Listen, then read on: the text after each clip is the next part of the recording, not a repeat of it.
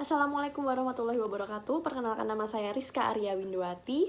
Di sini saya adalah salah satu peserta Latsar CPNS Badan Pemeriksa Keuangan golongan 3 tahun 2021 angkatan 26 nomor 22. Hari ini saya akan menceritakan learning journey saya pada tanggal 19 April 2022. Hari ini saya mengikuti acara Bintal tentang bagaimana menegakkan sholat yang baik, seperti itu. Dan saya mengerjakan kerja kelompok tentang review film, yaitu film Tanah Surga Katanya. Nah, film ini sangat menarik karena mengandung unsur-unsur nasionalisme, patriotisme, dan jiwa bela negara.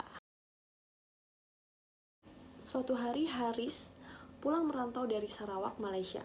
Haris adalah seorang duda yang memiliki dua anak, yaitu Salman dan Salina, yang dititipkan kepada ayahnya, yaitu Pak Hashim.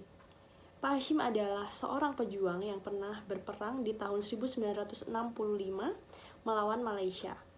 Haris berbincang-bincang dengan sang ayah tentang Malaysia yang makmur, Malaysia yang sangat maju, Malaysia yang sangat jauh lebih dari Indonesia. Kemudian Pak Hashim bertanya, memangnya apa alasan kamu untuk pergi ke Malaysia? Kata si Haris, Malaysia itu lebih bagus, Malaysia itu lebih makmur, Malaysia lebih maju, Malaysia lebih memiliki harapan untuk kehidupan kita di masa depan, mencari lowongan pekerjaan mudah, mencari pendidikan yang bagus untuk anak muda, dan lain sebagainya.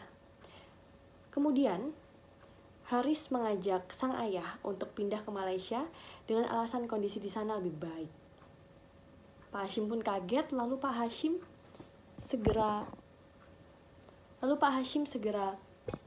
menolaknya dengan karena sebaik-baiknya Malaysia, sebagus-bagusnya Malaysia, semaju-majunya Malaysia, dia tidak akan pernah meninggalkan negara Indonesia. Karena Indonesia adalah tanah surga. Kemudian Haris hanya bisa terdiam. Kemudian Haris langsung mengajak Salman dan Salina, anaknya Pak Haris, untuk pergi ke Malaysia. Sayangnya yang mau ikut hanya Salina, karena Salman memberatkan kakeknya yang masih ada di Indonesia.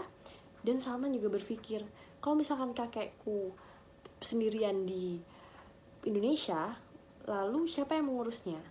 Kemudian apa bagusnya Malaysia? Kalau misalkan di Indonesia pun aku masih bisa menemukan ketenangan di negara ini, seperti itu. Akhirnya keluarga tersebut berpisah sampai akhirnya Pak Hashim meninggal dunia. Seperti itu.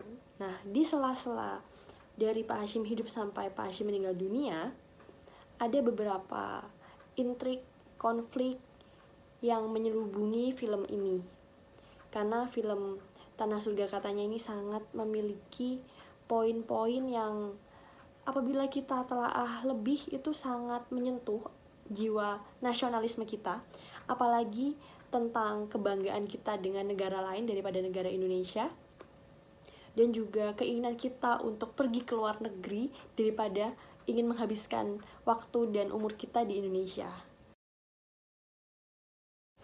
Banyak sekali tokoh-tokoh pendukung yang bisa kita jadikan untuk panutan di film Tanah Surga Katanya ini, yaitu ada Pak Hashim, seorang veteran yang sangat mencintai Indonesia sampai akhir hayatnya.